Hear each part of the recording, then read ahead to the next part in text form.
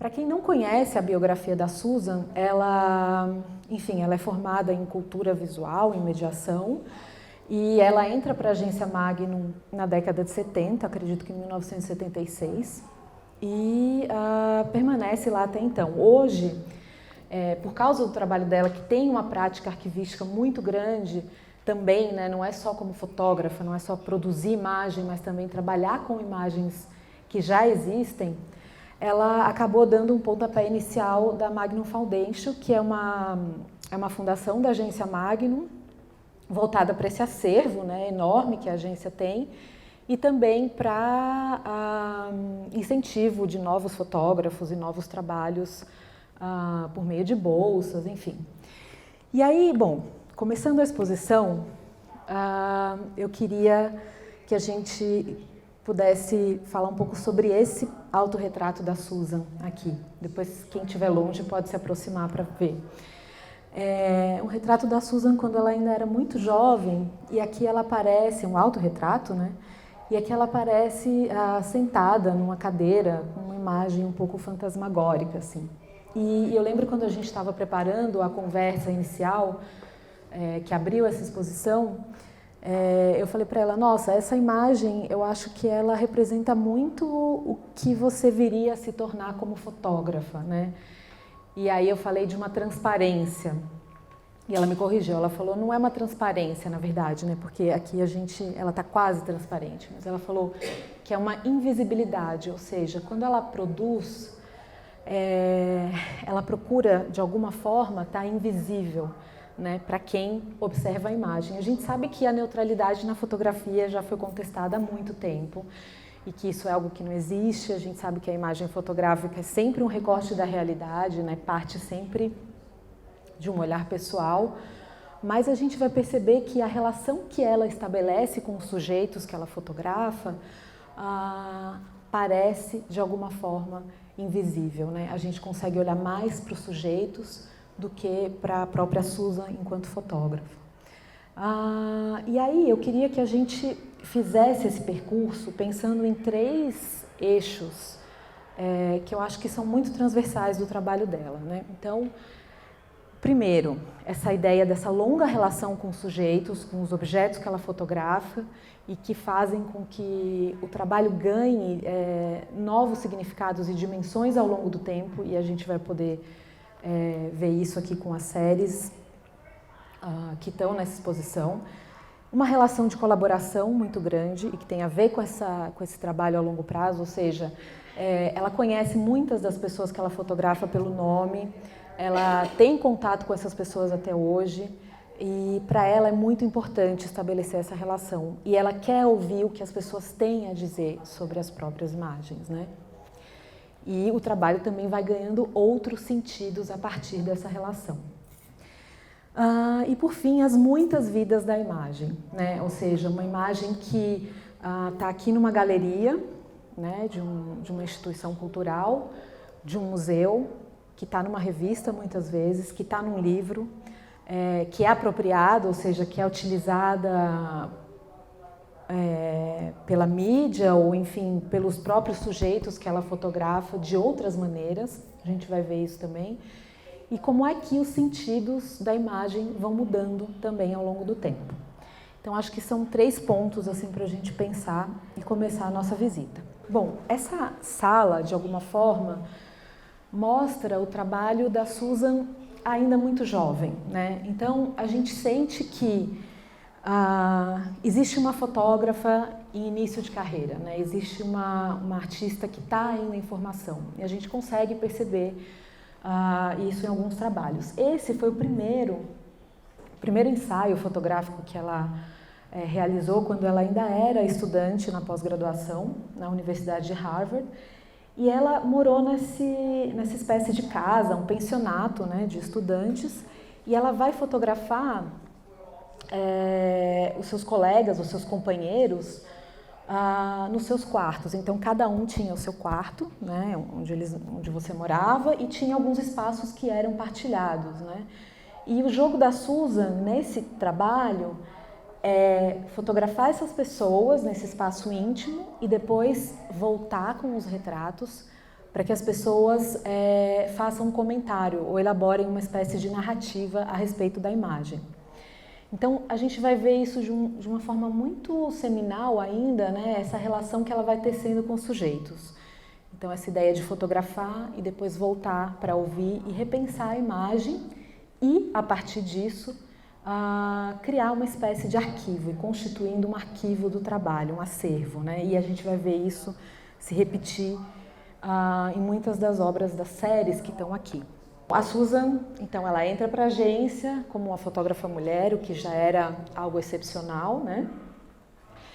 E ela vai começar a desenvolver um olhar que se afasta um pouco da ideia de instante decisivo, não que ela conteste isso, né? Porque a gente vai ver que em outros trabalhos isso aparece. Mas ela vai olhar para as crianças, para as adolescentes que estavam ali no próprio bairro onde ela morava. Então, quem são as meninas da Rua Prince, né?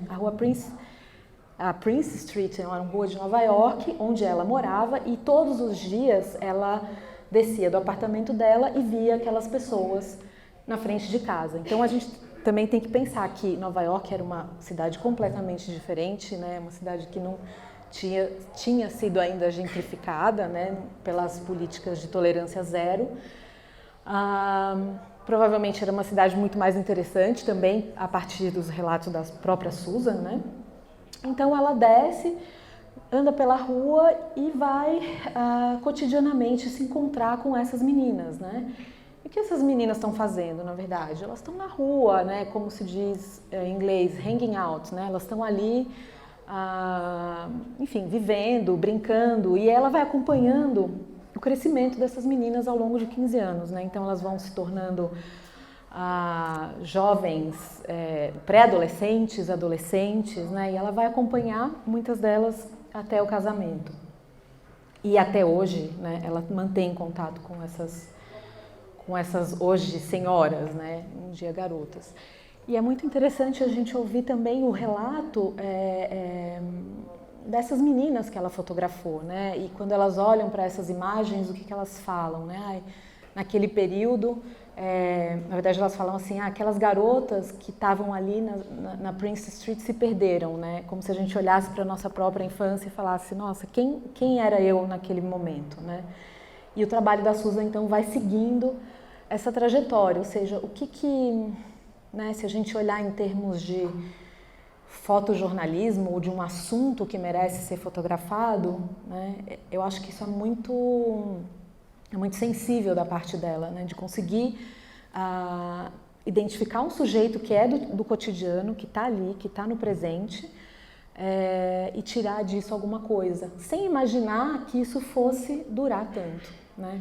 E aí eu acho isso ainda mais interessante se a gente pensar hoje, né? O que é a imagem fotográfica em 2020 e qual é a relação que a gente tem com as imagens, né? Porque, enfim, hoje a gente fotografa muito mais do que naquela época e existe um consumo muito maior de imagens, a gente vê isso muito, né? As imagens estão muito mais presentes, existe a fotografia instagramável, né? Então, um certo tipo de linguagem. E se a gente pensar num trabalho de uma duração de 15 anos, né, é algo que é muito forte, eu acho, principalmente hoje. Bom, essa segunda sala é dedicada a uma série que se chama Carnival Strippers, né, e que em português foi traduzida como Strippers de Festivais. O que a gente vê aqui, né? Então, ela de alguma forma traz para esse tipo de fotografia, né, dessas mulheres, algo que sai do recorte simplesmente corporal ou da pose, enfim, sensual, né, que a gente vê em alguns retratos também nessa série, mas ela traz o olhar do público em relação a essas mulheres, né? Então a gente vê a partir do público como essas mulheres estão sendo vistas, mas não só isso, a gente também entra nos bastidores dessas cenas, a gente consegue observar muitas dessas mulheres em momentos íntimos, né? Antes delas subirem ao palco, como é que elas estão se preparando, como é que elas lidam com o próprio corpo, com a própria nudez. enfim, de alguma forma ela traz esses bastidores e quebra o estigma, né? Esse momento em que a mulher simplesmente está se apresentando no palco. E ela fala que isso é muito importante para ela, ouvir essas mulheres, né? Por que elas chegaram naquele lugar, o que elas estão fazendo ali. E ela começa a trocar uma série de cartas, né, com muitas delas. Então ela tem, primeiro, para ela conseguir fotografar esses momentos de intimidade, ela tem que estar muito próxima desses sujeitos, né? E isso é real, então ela de fato começa a se corresponder com essas pessoas, conversa muito com essas mulheres, conversa também com os homens, grava esses áudios que fazem parte dessa instalação. A gente vai perceber que o áudio é algo muito importante no trabalho da Susan, né? Então as narrativas que ela constrói passam pelo áudio, que é diferente do cinema, algo com o qual ela também trabalha. E se a gente parar para ouvir alguns desses áudios, a gente vai ouvir, então, algumas dessas mulheres contando por que elas foram parar ali, né? E tem uma passagem que a própria Susan conta, que é muito interessante, em que ela fala o seguinte: grande parte das mulheres com as quais ela conversou falam que elas acabaram indo para esse lugar, na verdade não é porquê, mas havia em comum na história dessas mulheres o fato de que muitas delas tinham sido chamadas de putas, de vagabundas, quando elas eram muito jovens. E elas contavam que muitas delas ainda eram virgens, né? Elas nunca tinham tido relações sexuais nesse período, né? Antes de começar a trabalhar como strippers ou como prostitutas. E ela fala de que, de alguma forma, como isso marcou, mesmo que não fizesse parte da biografia delas em si, né?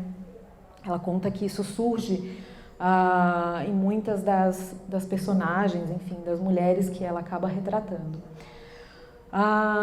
Essa relação com o trabalho sexual vai voltar na prática da Susan muito tempo depois. A gente vai ver isso numa das últimas instalações.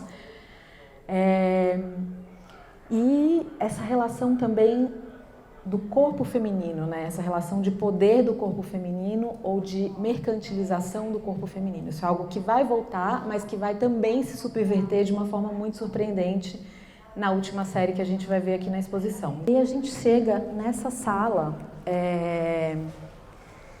que na verdade é o coração da exposição, né?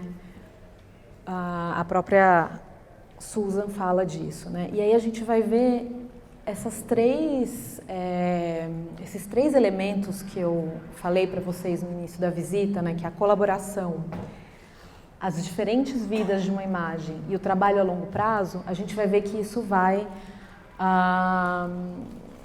se concretizar aqui. Então, o que a gente tem aqui? A gente tem uma fotógrafa que já construiu uma linguagem, já trabalha a partir de um procedimento muito particular, né? Ela já tem uma poética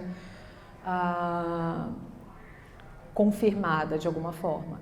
E aí, no final da década de 70, ela começa a se interessar por alguns conflitos que acontecem na América Central, né?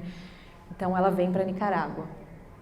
E aí ela vai fotografar a Revolução, ela vai fotografar todo um contexto de insurgência sem ter, no entanto, sido convidada pela imprensa, né? Então é interessante que ela se aproxima disso. Ela fala: eu nunca fui uma fotógrafa de guerra, né? Eu não sou uma fotógrafa de guerra.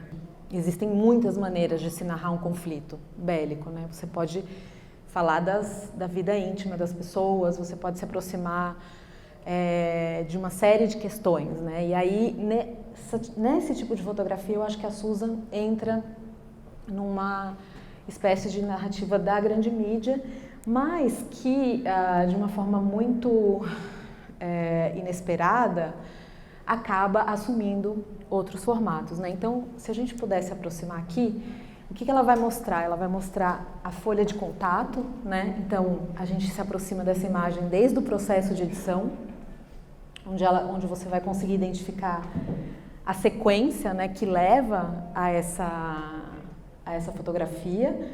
Ela também coloca aqui do lado da imagem o momento onde você está acendendo esse coquetel Molotov e depois diversas reproduções que acontecem na própria Nicarágua, né? Isso é muito interessante a gente notar, porque eu perguntei para ela, né, quando ela estava na montagem da exposição, o que significa para você ver uma foto sua sendo reproduzida, muitas vezes sem direito autoral né, ela fala inclusive dessa ideia de apropriação. Ela fala que para ela isso faz total sentido, porque é uma fotografia que foi feita naquele lugar e que tem um contexto e tem uma inserção na história da Nicarágua e que assume um significado para as pessoas que estavam ali, né? Então não é só uma fotografia de projeção internacional, mas ela acaba sendo usada pelo próprio movimento revolucionário, né?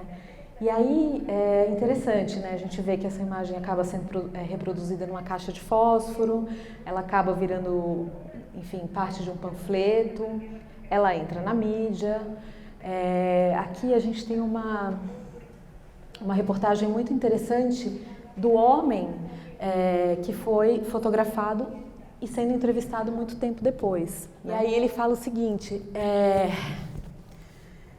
ele fala, né, a revolução era a minha vida, quando ele lembra daquela imagem. Mas ele fala que, assim, por muito tempo na verdade, ele se depara com essa imagem quando alguém mostra para ele, né? Não foi algo que ele fala, não foi uma coisa que eu posei, não foi uma coisa que eu busquei. De fato, a revolução era a minha vida.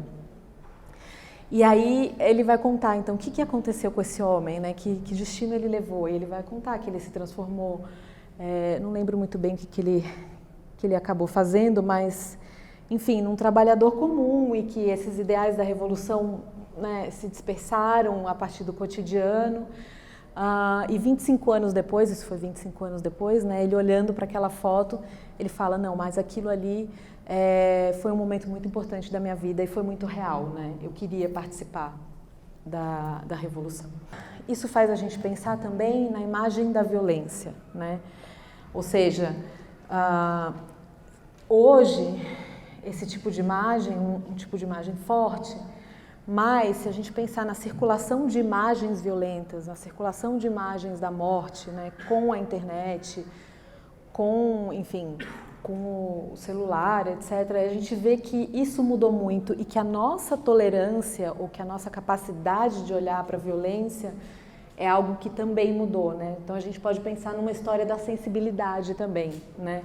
Uma história do olhar, como é que a gente se aproxima dessas questões, então, da guerra, da violência,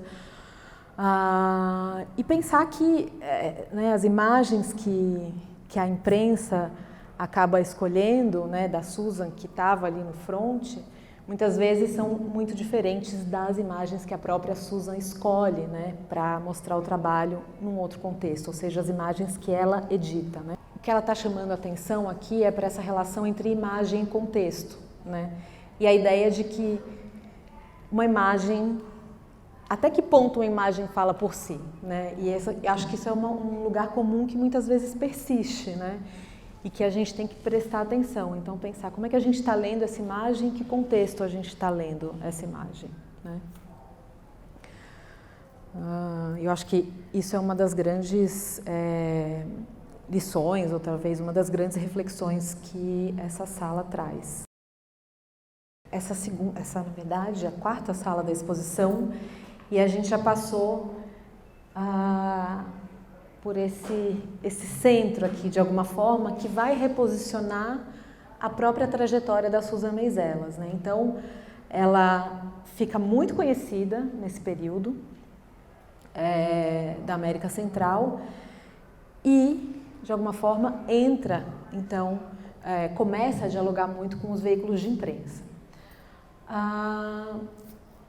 Essa relação, né, com os curdos, que ela vai começar a desenvolver na década de 90, vem a partir de ela fala que ela, no período, acho que foi 1991 ou 89, enfim, não lembro exatamente a data, deve estar aqui nas legendas. Ela é convidada para ir para a parte norte do Iraque para fotografar os curdos e a política de extermínio do Saddam Hussein. Então, nessa época, a gente estava ali, enfim, no período da Guerra do Golfo, né? A gente tem os Estados Unidos, enfim, uma política de começar a discutir essa questão e mediatizar muito essa ideia do terrorismo, discutir o Oriente Médio de uma forma cada vez mais estigmatizada. E a Susan vai, então, para o norte do Iraque fotografar essas valas onde muitos curdos, né, muitos membros da população curda que foram exterminados foram enterrados, né? E ela vai observar essas escavações. E ela fala que ela se torna, ela fica muito impressionada, né, de ver esses restos mortais. E aí é o início de uma relação também muito longa, que dura até hoje, e que ela vai desenvolver, né, com a população curda. Ela fala que existe muito essa metáfora, né, da escavação, então ela vai presenciar essa escavação, a descoberta dessas valas, ela vai fotografar isso e ao mesmo tempo ela vai querer encontrar as imagens, né, dos curdos, as imagens de acervo, as imagens dessas pessoas que foram enterradas nesse lugar, enfim, de uma população que está em diáspora, né, uma população que não tem uma terra, digamos, para chamar de sua, né? Se divide entre alguns países e é perseguida. Então, ela vai, ao mesmo tempo que presenciar a escavação dos corpos, escavar as imagens ao redor do mundo e começa a constituir uma espécie de arquivo, né, de acervo dos curdos que ela vai chamar Kurdistão na sombra da história, né?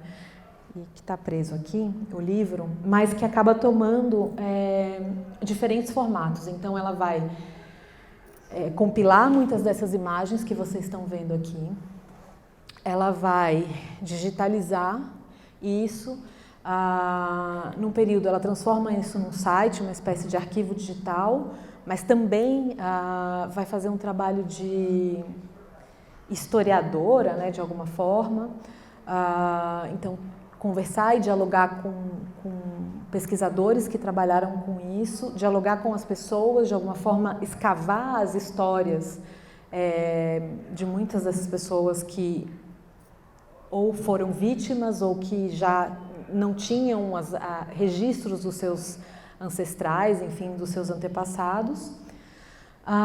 E aí isso vai ganhar, então, como eu falei para vocês, diversas formas, e o livro que está aqui é uma delas.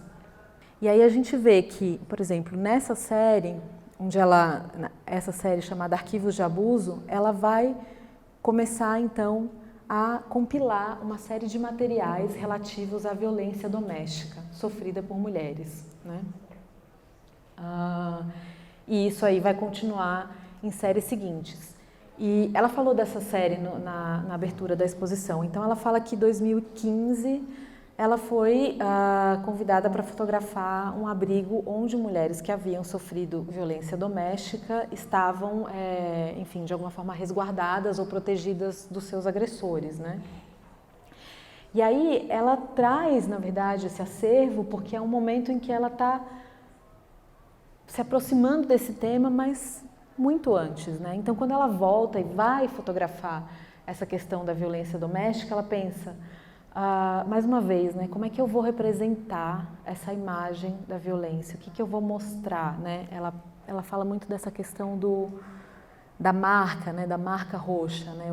Eu mostro a violência, tem a questão do anonimato das mulheres, né? E também de não querer mostrar as marcas desses corpos. E aí ela fala que ela vai se aproximando disso de uma forma muito tangencial, né? Então, fotografando os espaços que essas mulheres habitam, né?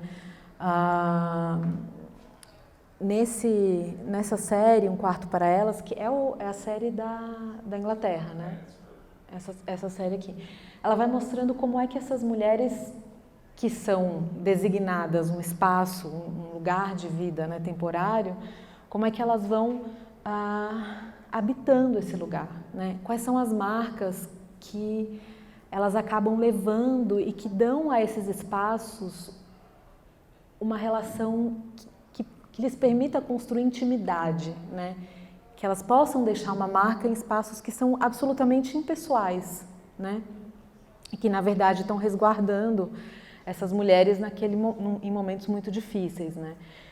Bom, o que é a Caixa de Pandora? A Caixa de Pandora é Pandora's Box, né? É um clube sadomasoquista em Nova York.